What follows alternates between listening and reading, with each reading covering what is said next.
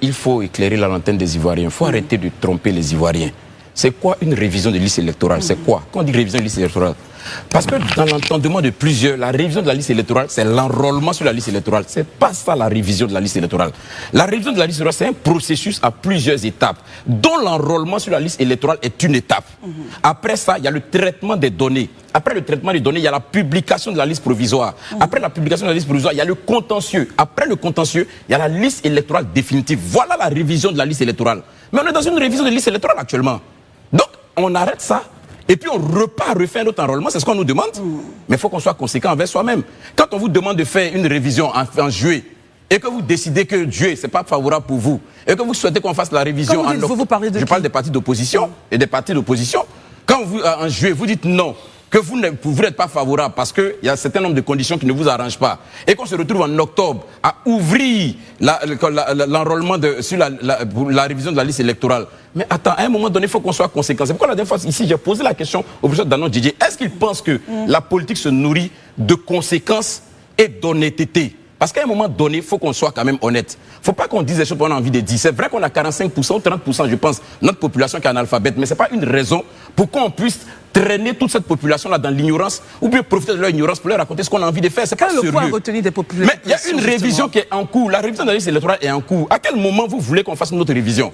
Mais qu'on me dise, la révision de la liste électorale, ce n'est pas l'enrôlement sur la liste électorale. La révision de la liste électorale, c'est un processus qui est en cours actuellement.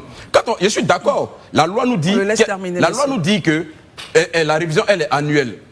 On est totalement d'accord. Mais vous et moi, on a lu la loi ici, l'article 6 du Code électoral. Et je répète et je dis, c'est juste une question de... Je dis que c'est bêtement méchant. C'est juste de savoir. Mais quand on dit une révision de la liste électorale annuelle, est-ce qu'on vous donne une période? Là, on est dans une révision. Le président de la CEI et la CEI est à même de dire que on a entamé un processus en accord avec vous, conformément à votre volonté. Puisqu'on devait faire un juillet, vous n'avez pas voulu, on a fait un truc, ce processus n'est pas terminé. Qu'est-ce que vous décidez qu'on fasse? Qu'on coupe ce processus ou qu'on l'arrête pendant qu'on est en train de le faire et qu'on reparte refaire un enrôlement à nouveau? Mais soyons conséquents, les gars. À un moment donné, je pense quand même qu'il faut que... On ne peut pas vouloir d'une chose et son contraire. Ça, c'est dire ce que je veux dire sur cette question. Deuxièmement, quand on me dit non, que le travail peut-être n'a pas été bien fait parce qu'on a vu qu'il y a quelqu'un qui s'appelait certificat de nationalité. Oui, c'est une remarque qu'on fait.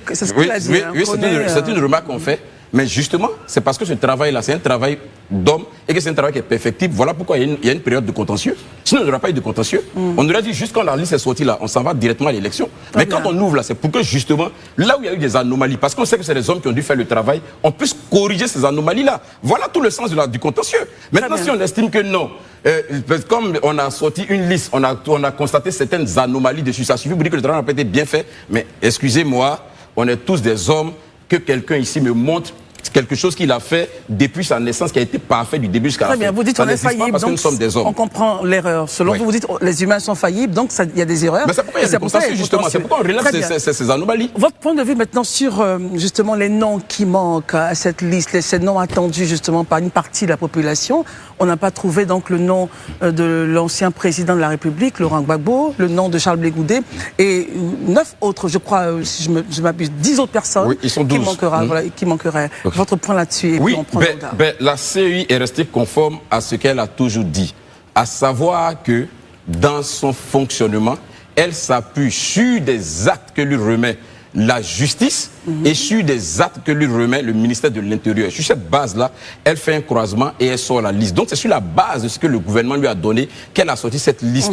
Maintenant, c'est du droit de ceux qui ne se retrouvent pas sur la liste. Justement, c'est le sens du contentieux. D'estimer que non, c'est illégal, c'est pas légal, la période de contentieux s'ouvre. Donc ils vont avec les preuves que non, je mérite d'être sur la liste, mettez-moi sur la liste. Mais moi je note même, je finis par ça, je note même que sur cette question-là, mais le PPACI même qui concernant Gbagbo est très clair là-dessus.